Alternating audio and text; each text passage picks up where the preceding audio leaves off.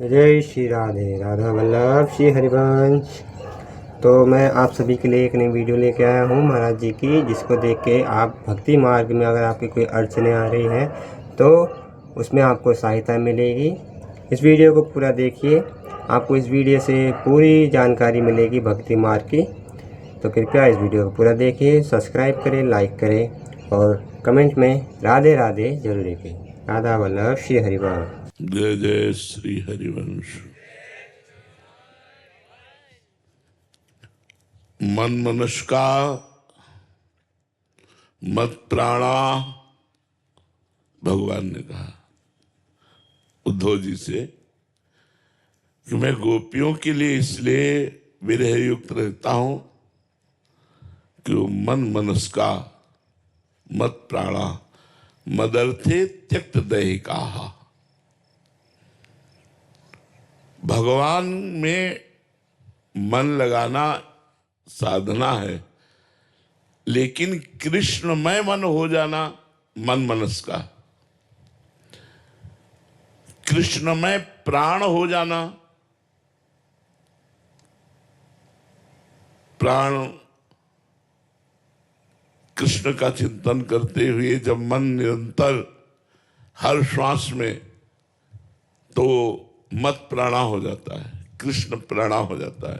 गोपिका जी कहती हैं कान भय प्राण में और प्राण भय कान में, ही में न जानी परे कान है कि प्राण है। प्राण ही कृष्ण हो गए या कृष्ण ही प्राण हो गए।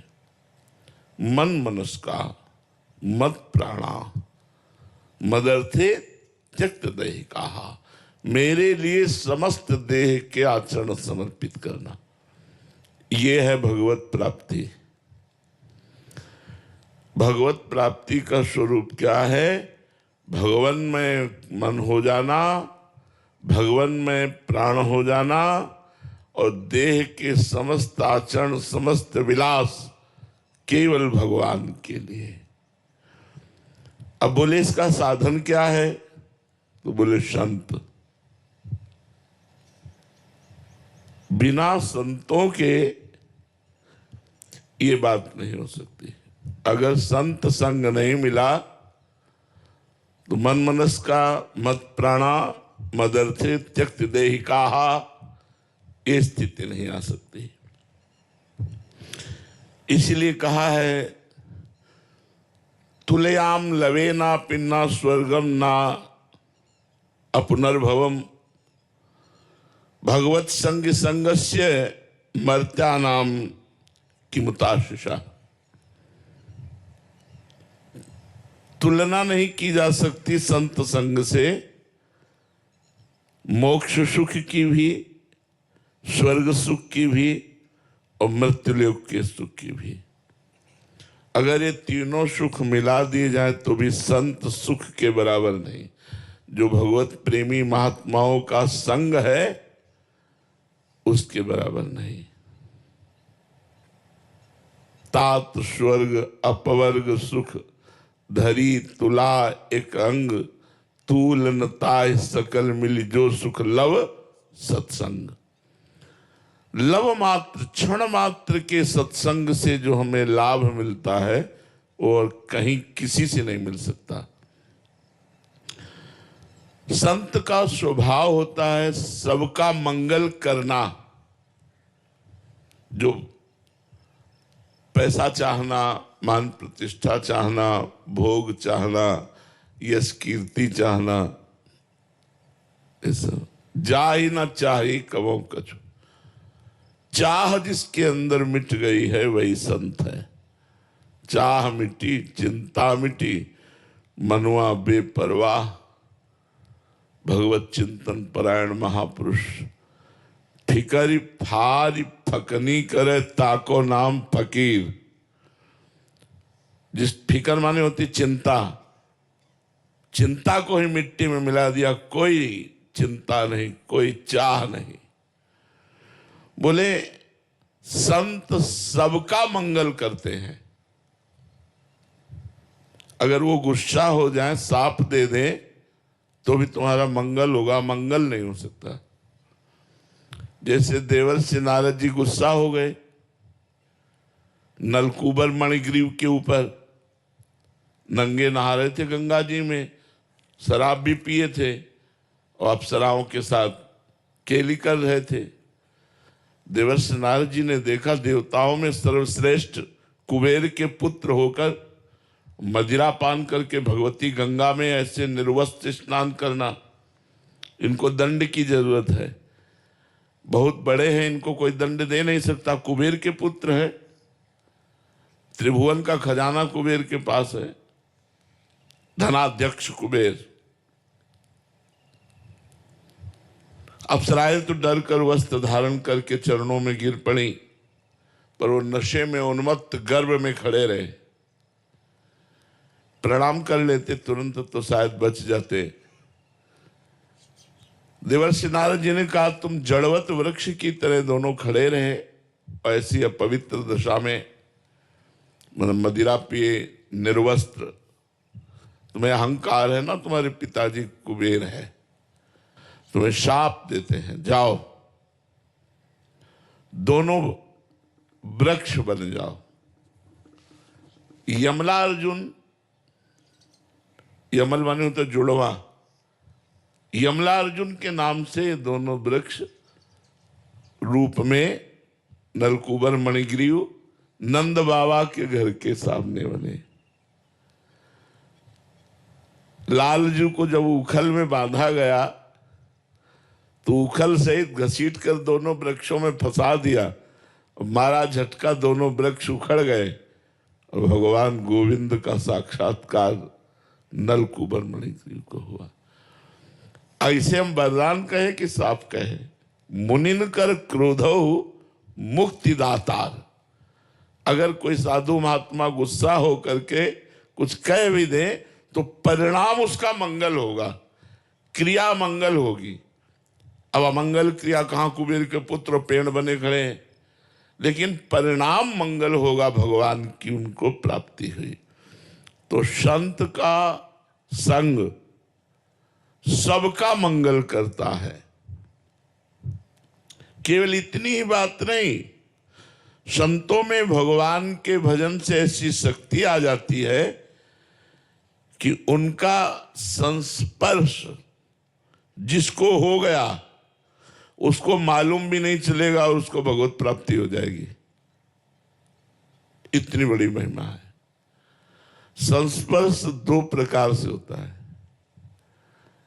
एक होता है वाणी से, हमारी वाणी गई और आपके हृदय को छू गई, और एक होता है दृष्टि संकल्प, हमारी दृष्टि गई और संकल्प बना, तो दोनों संस्पर्श से निश्चित भगवत प्राप्ति हो जाती है। संत का मिलना बड़ा दुर्लभ है। महत् संगस्तु दुर्लभो, देवर्षि नारद जी ने कहा, महापुरुषों का संग मिलना बड़ा दुर्लभ है। संत को ना पहचान करके यदि हम उनकी सेवा, उनकी आज्ञा का पालन करें तो कल्याण हो जाएगा। अगर पहचान कर करें तो बहुत जल्दी भगवत प्रेम की प्राप्ति हो जाएगी। बस संत की अवज्ञा ना करें, अवज्ञा माने उनका अनादर ना करें। भले तुम्हारी पहचान में नहीं आ रहे, किसी बात को देखकर, गुण दोष को देखकर उनका अनादर न करें। वो भगवान के पार्षद हैं। जिस समय कृपा उनकी उदय होगी तब आप पहचान पाओगे ये क्या है, नहीं तो बाहरी लक्षणों से पहचानना बड़ा कठिन हो सकता है। जब हम संत संग करते हैं तो हमारे सामने माया एक रचना रचती है, भोगों का प्रलोभन सामने रखती है और भक्ति भगवान को सामने रखती है। दोनों भगवान की प्रिया है।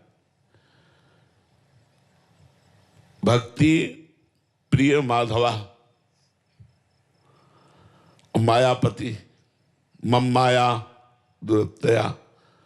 भगवान मायापति भी है और भक्तिपति भी है। भक्ति भगवान को सामने रखती है और माया भोगों को सामने रखती है। जब बड़े भाग्य से हमें संत संग मिलता है तो पता चलता है कि हमारे जीवन का लक्ष्य भगवान है, भोग नहीं। पर अनेक जन्मों से इतना आकर्षण भोगों का है कि भगवान अच्छे नहीं लगते और भोग अच्छे लगते हैं। आप देख लीजिए, भोग तुरंत सुख देता है, ऐसा लगता है भगवान तो कालांतर में सुख देते हैं, ऐसा लगता है। और भगवान में सुख है भी कि नहीं पता नहीं।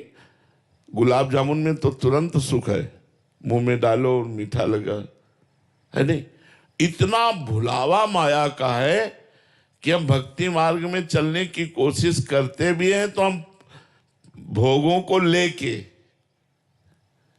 भोगों के त्याग के बिना आध्यात्मिक उन्नति नहीं होती। हमारी भूल ये होती कि भगवान भी मिल जाए और चकाचक भोग भी भोगने को मिले, ऐसा नहीं हो सकता। प्रेम गली अतिशा करी तामे दो ना समाये। तो संत दर्शन से, संत कृपा से हमें पहले ये विश्वास हो जाना चाहिए कि मैं भगवान का कृपा पात्र बन चुका हूं। अब मुझे भा भरोस हनुमंता, बिनु हरि कृपा मिले नहीं। संत मिल गए मतलब मोहर लग गई कि हरिजू की हमारे ऊपर कृपा है। अब संत और भगवंत में अभेद दर्शन करना जिसको आ गया, तस्मित तज्जने भेदा भावात, कि संत भगवान का स्वरूप है। बड़ा कठिन है ये मानना।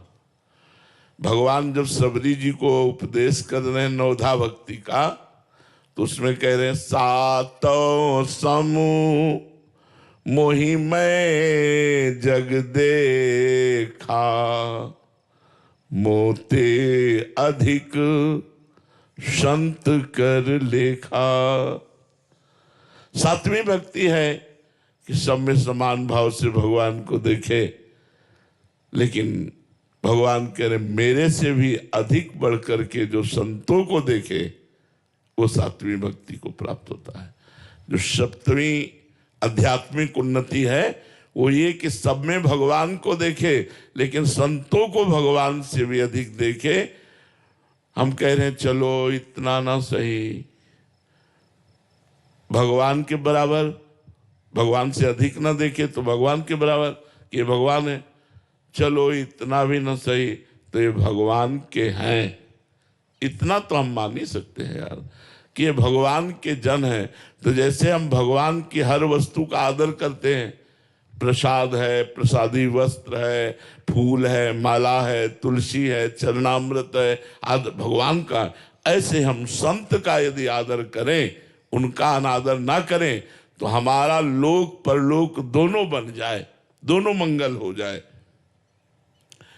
भगवान में, भक्ति में, भक्त में बिल्कुल अंतर नहीं है। जो गुरु और इष्ट में अंतर रखता है वो कभी भगवान को प्राप्त नहीं हो सकता है। डर है कुसंग का कि अगर सत्संग अपना इतना प्रभाव डालता है तो कुसंग भी अपना प्रभाव डालता है। हम लोग सत्संग तो 30 मिनट 40 मिनट किए, लेकिन जो कुसंग है वो हमारा बहुत ज्यादा है। और आजकल तो मोबाइल का बहुत बड़ा कुसंग है और बहुत बड़ा सत्संग है, दोनों बात है। अगर आप अच्छे अच्छे संत महापुरुषों की वाणी सर्च करके सुनना चाहें तो मोबाइल देवता सुना देंगे, और आप गलत गलत बातें देखना चाहें तो गलत दिखा देंगे।